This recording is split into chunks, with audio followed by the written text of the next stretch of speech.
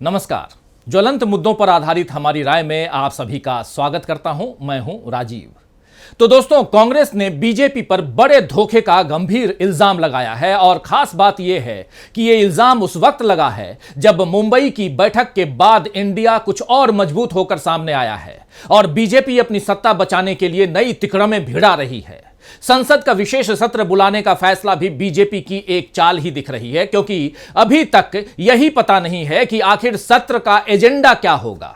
ऐसा लग रहा है कि मोदी के मन की बात का कोई एक्सटेंडेड एपिसोड चल रहा है। कई बार टीवी सीरियल्स में वीकेंड्स पर, यानी कि खासकर सैटरडे और संडे, आप एक खास एपिसोड देखते होंगे जो आधे घंटे की जगह 1-1.25 घंटे के होते हैं। इन खास एपिसोड में क्या होने वाला है, इस पर पूरा सस्पेंस बढ़ता जाता है, लेकिन उसका प्रचार खूब होता है। यानी हिंदी टीवी सीरियल्स जैसा ड्रामा अब संसद में करने की तैयारी में मोदी सरकार दिख रही है। लेकिन इस ड्रामे से पहले ही कांग्रेस ने एक बड़ा हमला बीजेपी पर बोला है, जिससे बीजेपी के उत्साह पर पानी फिरता हुआ दिख रहा है। दरअसल बीजेपी ने संसद का विशेष सत्र बुलाने के साथ ही वन नेशन वन इलेक्शन के लिए एक कमेटी बना दी है। इसमें 8 सदस्य हैं, जिसके अध्यक्ष पूर्व राष्ट्रपति रामनाथ कोविंद होंगे। इस समिति में केंद्रीय गृह मंत्री अमित शाह हैं, कांग्रेस सांसद अधीर रंजन चौधरी हैं, पूर्व राज्यसभा सांसद गुलाम नबी आजाद हैं, संविधान के जानकार सुभाष कश्यप हैं, 15वें वित्त आयोग के अध्यक्ष रहे एनके सिंह और वरिष्ठ वकील हरीश साल्वे हैं और पूर्व सतर्कता आयुक्त यानी कि सीवीसी संजय कोठारी के नाम इसमें शामिल किए गए हैं। इसके साथ ही केंद्रीय कानून और न्याय मंत्रालय के राज्य मंत्री स्वतंत्र प्रभार अर्जुन राम मेघवाल को इस समिति में विशेष आमंत्रित सदस्य के तौर पर रखा गया है। कानूनी मामले विभाग के सचिव नितेन चंद्रा को इस समिति का सचिव नियुक्त किया गया है।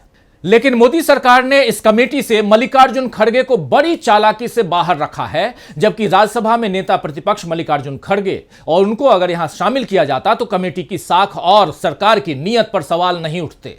अब कांग्रेस अध्यक्ष मल्लिकार्जुन खड़गे का नाम कमेटी में न शामिल करने पर कांग्रेस नेता केसी वेणुगोपाल ने आपत्ति जताते हुए कहा है, हमारा मानना है कि एक राष्ट्र एक चुनाव पर उच्च स्तरीय समिति संसदीय लोकतंत्र को नष्ट करने के एक प्रयास के अलावा और कुछ नहीं है। केसी वेणुगोपाल ने सोशल मीडिया साइट एक्स पर पोस्ट कर लिखा कि संसद का अपमान करते हुए बीजेपी ने राज्यसभा के नेता प्रतिपक्ष मल्लिकार्जुन खड़गे की जगह पर एक पूर्व नेता प्रतिपक्ष गुलाम नबी आजाद को समिति में नियुक्त किया है।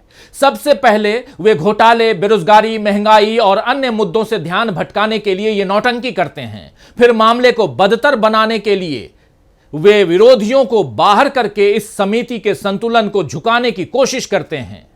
केसी वेणुगोपाल ने बीजेपी से सवाल पूछा, मल्लिकार्जुन खड़गे को बाहर करने के पीछे क्या कारण है? क्या एक ऐसा नेता जो इतनी साधारण पृष्ठभूमि से निकलकर भारत की सबसे पुरानी पार्टी के शीर्ष पद तक पहुंचा हो और उच्च सदन में पूरे विपक्ष का नेतृत्व करता हो, यह बीजेपी आरएसएस के लिए असुविधाजनक है। तो वहीं लोकसभा में कांग्रेस के नेता अधीर रंजन चौधरी ने एक देश एक चुनाव पर बनाई गई उच्च स्तरीय समिति में सदस्यता ग्रहण करने से इनकार कर दिया है। बीजेपी को कांग्रेस से इतने तीखे रिस्पांस की बिल्कुल उम्मीद नहीं रही होगी दोस्तों, लेकिन कांग्रेस नेता अब बीजेपी की आंख में आंख डालकर बता रहे हैं कि उन्हें दबाना, उनकी उपेक्षा करना या फिर अपनी मर्जी से उनका इस्तेमाल करना संभव नहीं है। जिन लोगों को बीजेपी के हाथ की कठपुतली बनना मंजूर है या जो लोग बीजेपी के दबाव के आगे झुक जाते हैं, वो कांग्रेस से जा चुके हैं। लेकिन अभी जो लोग राहुल गांधी और मल्लिकार्जुन खड़गे के साथ मिलकर कांग्रेस को मजबूत करने में लगे हुए हैं, उन्हें तोड़ना बीजेपी के लिए नामुमकिन है। अधीर रंजन चौधरी ने अमित शाह को एक पत्र लिखकर, जी हां, एक खत लिखकर यह बता दिया है कि उनके और कांग्रेस के इरादे क्या हैं। केंद्रीय गृह मंत्री और one nation one election committee के सदस्य अमित शाह के नाम लिखे इस पत्र में अधीर रंजन चौधरी ने लिखा है कि मुझे अभी मीडिया और जारी हुए गैजेट नोटिफिकेशन के जरिए पता चला है कि मुझे लोकसभा और विधानसभाओं के चुनाव एक साथ कराने के लिए बनाई गई उच्च स्तरीय समिति का एक सदस्य नियुक्त किया गया है। मुझे उस समिति में काम करने से इनकार करने में कोई झिझक नहीं है, जिसका टर्म ऑफ रेफरेंस उसके निष्कर्षों की गारंटी देने के लिए तैयार किया गया है। मुझे आशंका है कि यह पूरी तरह से एक धोखा है।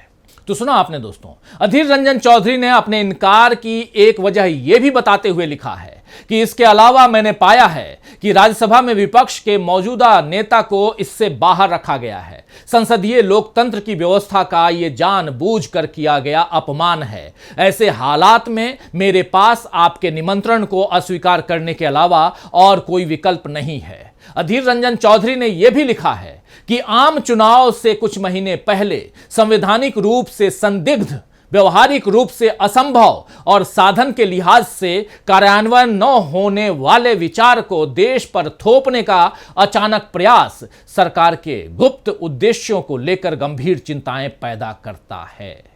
जी हां, बिल्कुल सही सुन रहे हैं आप। अधीर रंजन चौधरी ने साफ साफ शब्दों में सरकार के फैसले को धोखा बताया है, उसके उद्देश्य यानी मकसद पर चिंता जाहिर की है और बीजेपी के इरादों को संदिग्ध बताया है। बीजेपी पर कांग्रेस का यह बहुत बड़ा हमला है दोस्तों, और इससे बीजेपी की घबराहट और बढ़ेगी, ये तय मानिए, क्योंकि कांग्रेस यही बात अब देश की जनता के बीच ले जाएगी कि किस तरह बीजेपी देश के संविधान और संसदीय व्यवस्था से छेड़छाड़ कर रही है। चुनाव के पहले बीजेपी की साख पर कांग्रेस के आरोपों से बट्टा लगेगा। कांग्रेस के साथ साथ आम आदमी पार्टी के राज्यसभा सांसद संजय सिंह ने भी केंद्र के इस फैसले की आलोचना की है। उन्होंने एक्स पर यानी ट्विटर पर पोस्ट किया, वन नेशन वन इलेक्शन पर मोदी सरकार की कमेटी डमी कमेटी है। राज्यसभा में विपक्ष के नेता मल्लिकार्जुन खड़गे को इस कमेटी में न रखना उनका घोर अपमान है। इस कमेटी का कोई औचित्य नहीं है। इंडिया गठबंधन से घबराए Modi ji one nation one election के नाम पर नकली बहस चला रहे हैं। तो दोस्तों, 9 साल से शासन कर रही बीजेपी ने पार्टी फंड तो खूब इकट्ठा कर लिया है, उसका बैंक बैलेंस भी काफी बढ़ गया है, या कहें तो बाकी दलों से बहुत ज्यादा है, लेकिन साख के नाम पर बीजेपी के खाते में जीरो आया है, जीरो। यह बात विपक्षी नेताओं के आरोपों से जाहिर है। कोई नकली बहस का इल्जाम लगा रहा है, तो कोई धोखा देने का, तो कोई संसदीय लोकतंत्र को नष्ट करने का आरोप बीजेपी पर मढ़ रहा है। मोदी पर ऐसे ही इल्जाम नोटबंदी, जीएसटी, लॉकडाउन, इन तमाम मसलों पर, इन तमाम फैसलों के वक्त भी लगे। इसी तरह कृषि कानून पारित कराना हो या कश्मीर से अनुच्छेद यानी आर्टिकल 370 हटाना हो, सरकार ने किसी भी फैसले में विपक्ष को भरोसे में नहीं लिया और हर वक्त अपनी मनमानी थोपी। इससे बीजेपी की साख कम होती गई। अटल बिहारी वाजपेयी की सरकार में भी कारगिल और कंधार जैसी बड़ी घटनाएं घटी थी दोस्तों, आपको याद होगा। विपक्ष ने इस वक्त भी सवाल उठाए, लेकिन इससे वाजपेयी सरकार या बीजेपी की नीयत पर ऐसे सवाल नहीं उठे जैसे अभी मोदी सरकार में उठ रहे हैं। लेकिन अब बीजेपी विपक्ष के सामने अपनी विश्वसनीयता खोती जा रही है। बीजेपी की जो साख वाजपेयी सरकार के वक्त बनी थी, वो साख मोदी सरकार में खत्म हो गई है। इसका जिम्मेदार आखिर कौन है? यह सवाल बीजेपी को खुद अपने भीतर खोजना होगा। पूरी पार्टी को एक व्यक्ति के इर्द गिर्द केंद्रित कर दिया गया। अब एक चुनाव की बात होने लगी। भारत जैसे बड़े और विविधता से भरे हुए देश में किसी भी चीज को केवल एक तक, सिर्फ ओनली वन तक सीमित रखना दूरगामी तौर पर नुकसान ही पहुंचाएगा, क्योंकि हमारा यूएसपी एक नहीं अनेक है। एकता की बात भी हम नहीं करते, हमारा देश पूरा करता है। अकेले मैं या अकेले आप नहीं, हम सब मिलकर करते हैं एकता में अनेकता की बात। लेकिन मोदी इस अनेकता को कई स्तरों पर खत्म करने की कोशिश कर रहे हैं।